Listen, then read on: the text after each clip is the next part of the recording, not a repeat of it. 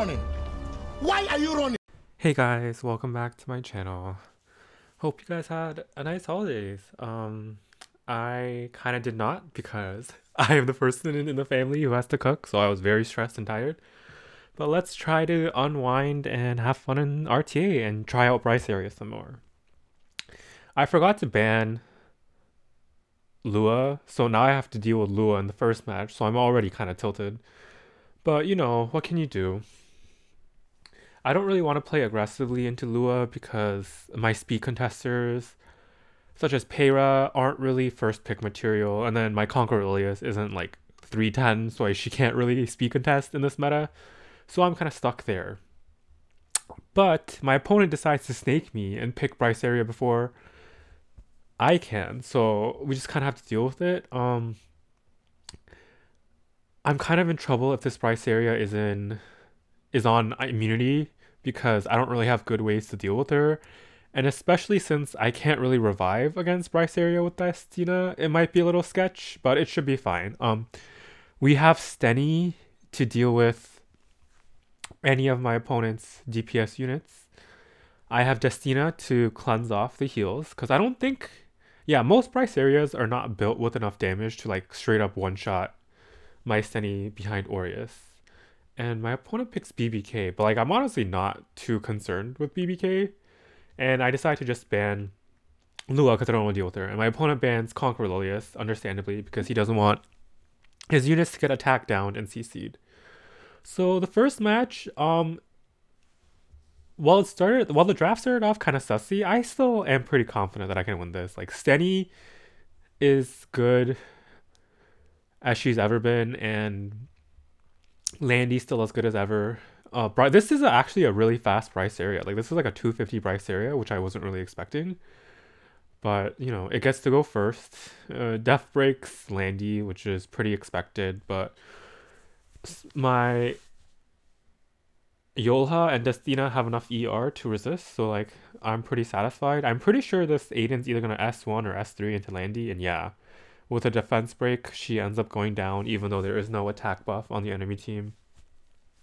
I press S3 here, knowing that my Landy is not going to come back because I need to cleanse off the death break before BBK goes, and I need my units to be a little healthy so they don't actually get killed by the BBK S3.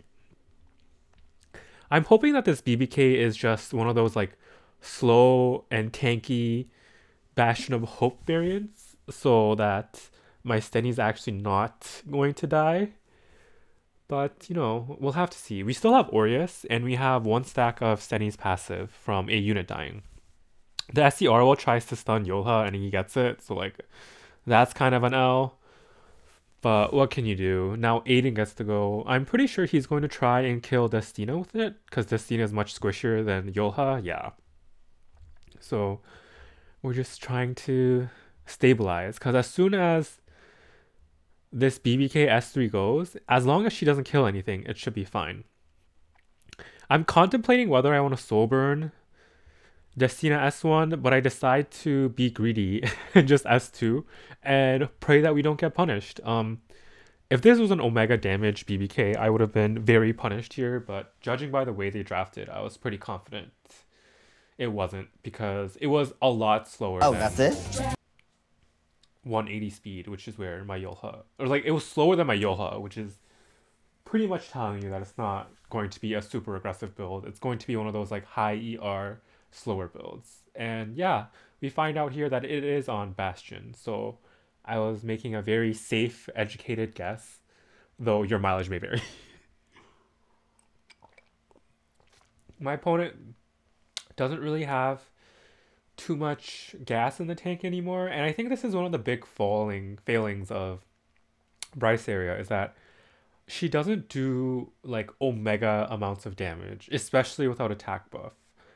And since this season does not have a lot of good attack buffers, you're going to find it very difficult to do really threatening damage with Briseria unless you're counterpicking like evasion units. And just to continue on this match, I just S3 Aiden here because she's the only source of like high damage that cycles on his team right now. And I'm pretty confident that my Stenny can kill a BBK from this range. And we luckily hit Briseria too. And we punish my opponent for picking Briseria before I could. So that's pretty good. But yeah, I would say that unless you're facing Briseria and Cleave, she still has a lot of answers, especially in standard, since there's a lot of cleansers. But she is in a weird spot where she is good into a lot of standard units. Like she's good into like Destina, SC Arowell. But she also is hard countered by some other people in the meta. Like AOL is pretty good against her. Conqueror Lilius is pretty good against her too. And yeah, in the next match, my opponent's cleaving me, and I just wanted to try out Briseria in anti-cleave. Like in theory, it should be pretty decent because, you know, Briseria has Immortality, and she strips and unbuffables everybody. So my Briseria is not an initiating Briseria. Like she's only 225 speed, so she's not gonna like speed contest or anything, but she's definitely a threat that must be dealt with. My opponent picks a lot of debuffs here to shut down my Briseria, so I actually pick Designer a little bit and my BBK. My BBK is no longer on a ER build, she's just on Omega damage with immunity and Shepherd of the Hollow. So she can actually clutch out wins, especially with 20% miss RNG. And we banned Flidica here because other than Flidica, there's no CR manipulation on his team. So most Cleave units aren't super fast. Like this Melissa might be faster than my Briseria, but I'm pretty confident that my units will be able to survive Sid. And then, so maybe Briseria will get to go and cripple his team. But by looking at the sidebar, I'm already in kind of a rough spot because it looks like Melissa cuts the majority of my units.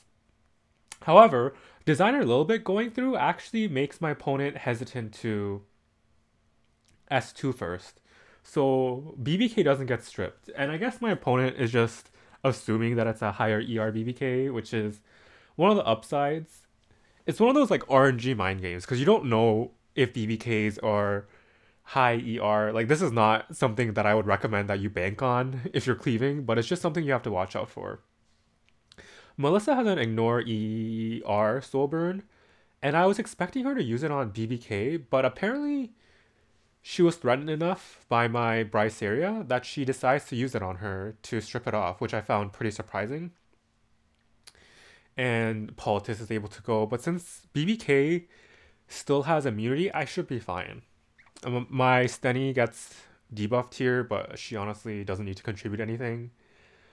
We just get to have another BBK show, and Briseria was there as our backup dancer, and she soaked the ignore ER soul burn from Melissa, so pretty good.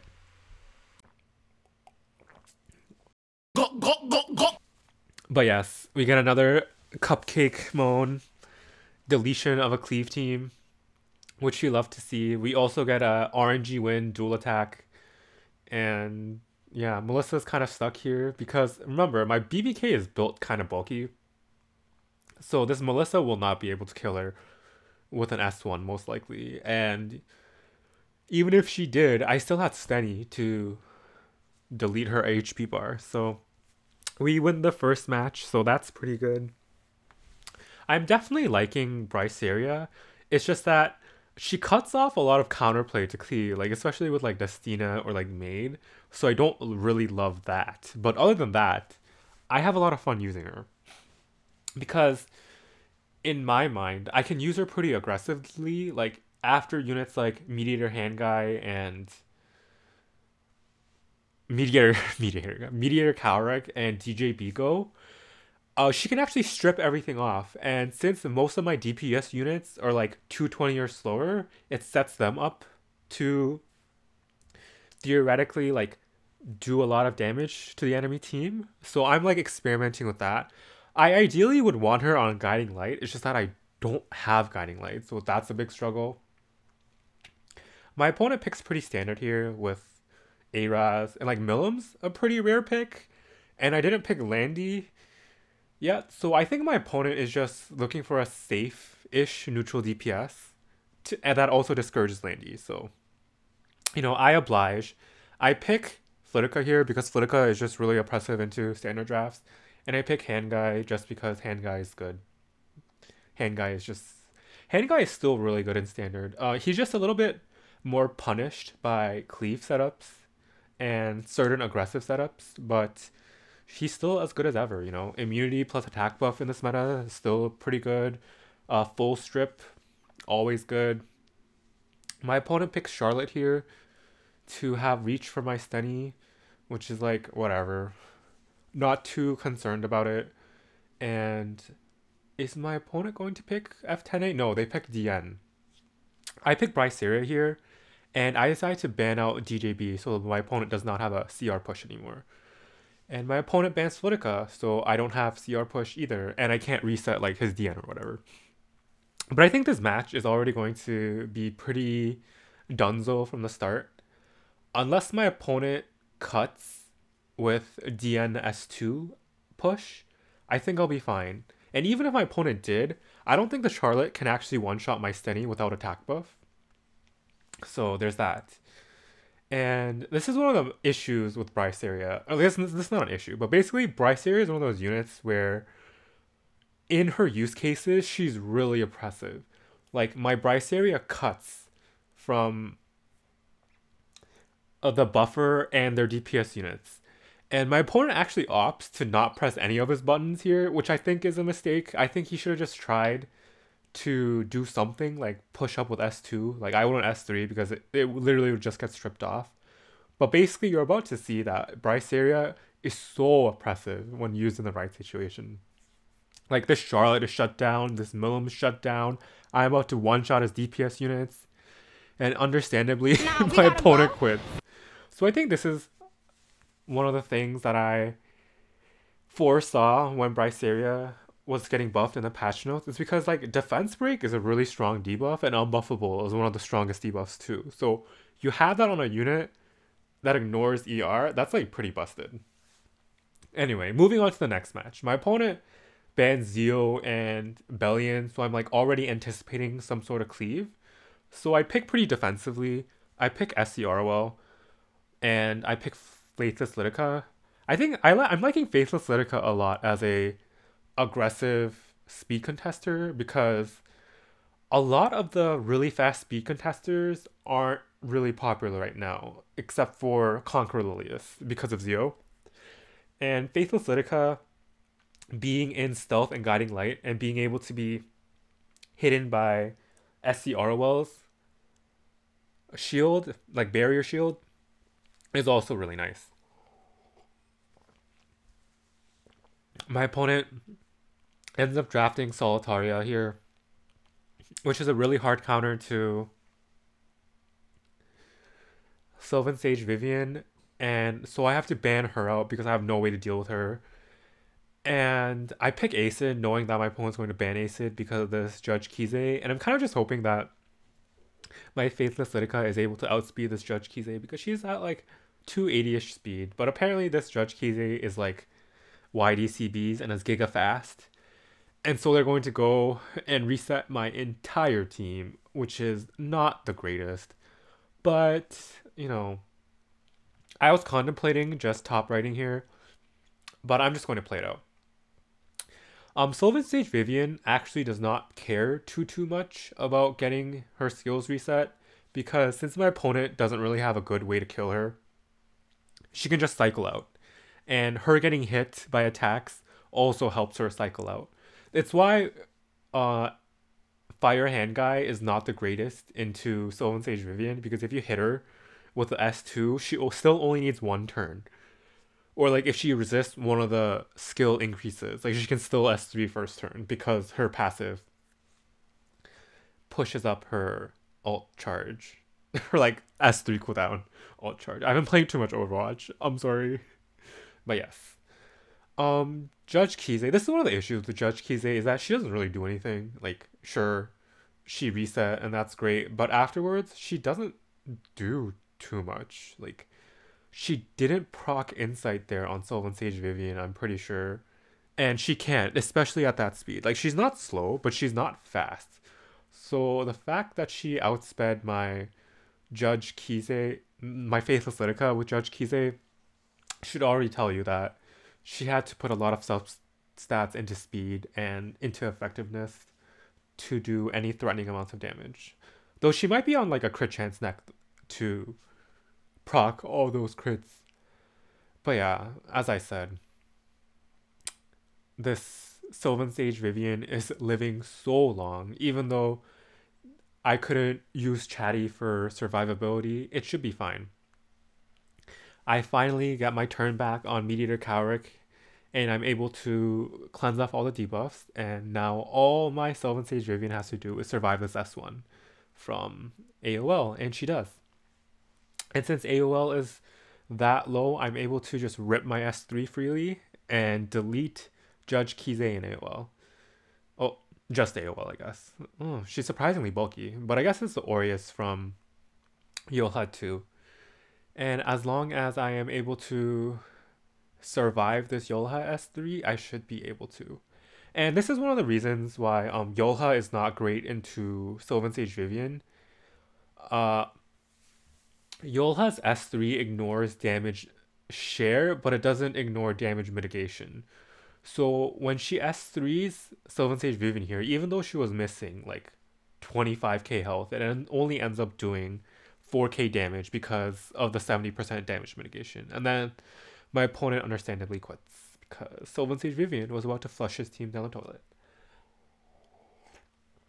But yeah, on to the next match. My opponent picks Conquer Lilius. I'm seeing a lot more Conquer Lilius first picks, and I am contemplating building my Poetess degen to fight off aggressive team comps.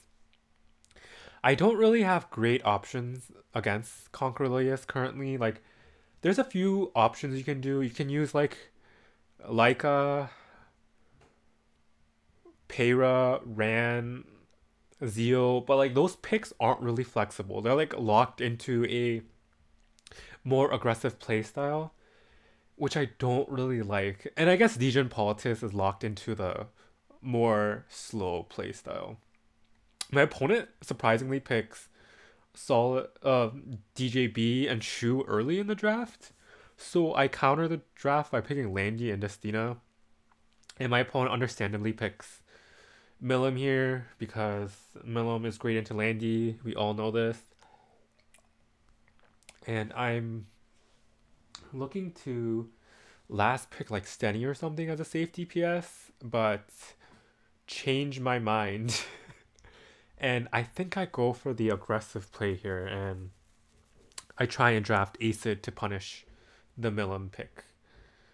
And I'm thinking of banning Pirate Fapton because she's really oppressive if Destina gets banned. But I'm pretty confident that he's either going to ban Faithless Lidica or Acid. So I ban Conquer Lilius instead to kind of give my team more aggressive momentum. And yeah, as expected, Faithless Lidica is banned. And this match should be winnable as long as Acid hits Milim. Because, yeah. And Guiding Light has a proc. I've been getting greased by Guiding Light so much. Especially when I needed to. My Landy's only on a plus 18 Guiding Light, but still. Luckily, Acid does hit Milim, so I get to remove his DPS counter to Landy, and I get to shut down 20 souls for my opponent. My opponent can push up and whatever, but I think it should be fine because my Destina does not have the most ER, like it's 250, and Faptons often are built at like 200 or 250 F, so she has a good chance of actually debuffing my team. But she doesn't get to S3 my team, at least not on the first turn. So that's one of the nice things about Destina into Fapton. It's because she doesn't want to S3 because your Destina can just S3 back. But she also doesn't want to I mean, if she just S1s like the Fapton did, the rest of my team is like unscathed and is able to go back to doing whatever they're doing. My Landy gets to press S3 because of the buffs and doesn't go into Guiding Light. Like, oh my goodness. Guiding Light doesn't really matter too much if you are like a slow tanky player, but since I am not, like I really rely on Guiding Light for the survivability, so getting grief like this really hurts. And yeah, I did an S3 with Arowell because of the barrier inversion, but it didn't matter since my ACID killed DJB and my opponent FFs from there. So that was a nice, unusual win against Pirate Captain Flan, but you know, we take those. I wish I could have drafted Briseria in the last match, and I honestly think I could have, but Fapton really discouraged me from doing so. You'll have to forgive me. I first pick Stenny in the next match, and then my opponent surprisingly like first pick Sage Ugly and Aiden, so I'm like kind of shocked about it. So I decide to play a bit tankier because Sage Ball doesn't really do too much in standard, especially against like units like Stenny if they're hidden behind like fat walls. I picked Briseria because Briseria is good into these like ER units or like units that really rely on their buffs to stay alive, like BBK. And I also pick Destina as a secondary cleanser. I'm pretty confident that either Briseria or Stenny will be able to solo carry this game, and that's why I picked this way. And then my opponent picks Ludwig, which I also thought was a really weird pick. And I just banned Flan because she's the only aggressive complement on the enemy team. Like, she's the only unit that like buffs and debuffs. Even though I guess like Sage Ball does, but like, okay, you sleep me, nice. And yeah, I'm hoping that I am able to survive the onslaught and stabilize. This is an opener Sage Ball, as it turns out, because this Sage Ball and Aiden are at around like 270, like 280 speed, which I found very surprising. They try to S3 my Briseria, but they don't proc Immortality, so it can't get stripped. But Briseria would have survived anyway, and then my hand guy is able to go, and I'm about to soul burn and delete his team, but then my opponent doesn't let me have my fun, and then he just leaves. So like, thanks, I guess. And yeah, here are my Briseria stats. She's kind of cope right now. She's not triple S. She is on the 4-star hit artifact. Because I was thinking about Misha, but I am now deciding that I want her on Guiding Light. But yeah, sorry for the shorter video. It's just like, it's right after the holidays and stuff. And I just still wanted to upload, but I couldn't get too many Briseria matches, especially since there's so many cleavers lately. But yeah, thanks for watching, and I'll see you next time.